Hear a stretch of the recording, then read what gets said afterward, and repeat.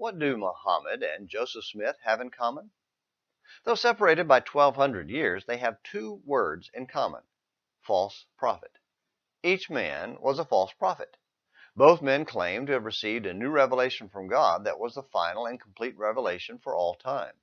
Their messages were recorded in books that became the foundational teaching for large religious groups. While each group has gone in a completely different direction for acquiring converts, Islam uses force and Mormonism uses moral and social persuasion, they both claim exclusivity and thus fundamentally contradict each other. Also, since they came after the Bible, each claimed to replace it as God's final word. Three books, the Bible, the Quran, and the Book of Mormon, claim exclusivity. That begs the question: how do we know which one, if any of them, is telling the truth? To begin, we must drop all pretense that they're all from God. They all contradict and conflict with each other, so if any one is true, then the other two are false.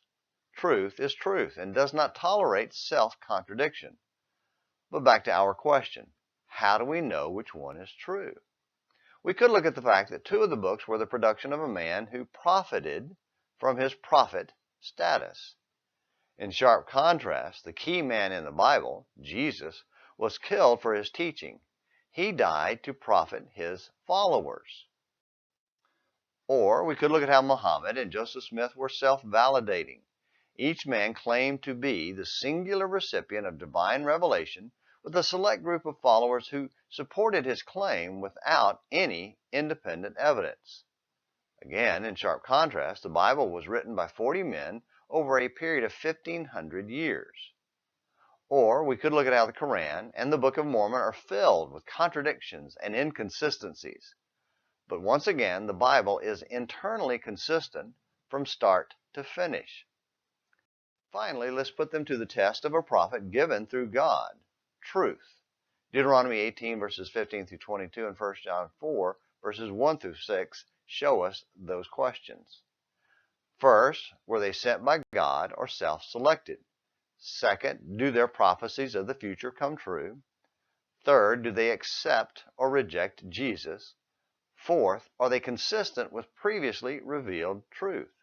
Those are important questions needing serious consideration and investigation.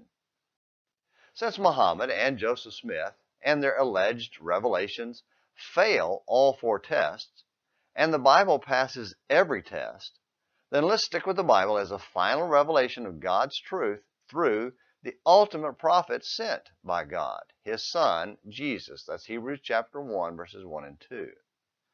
That too deserves serious consideration and investigation, which is what we try to do here with Morning Minutes in the Bible. So keep coming back for additional study. Until next time, this is James McClenny hoping you have a great day.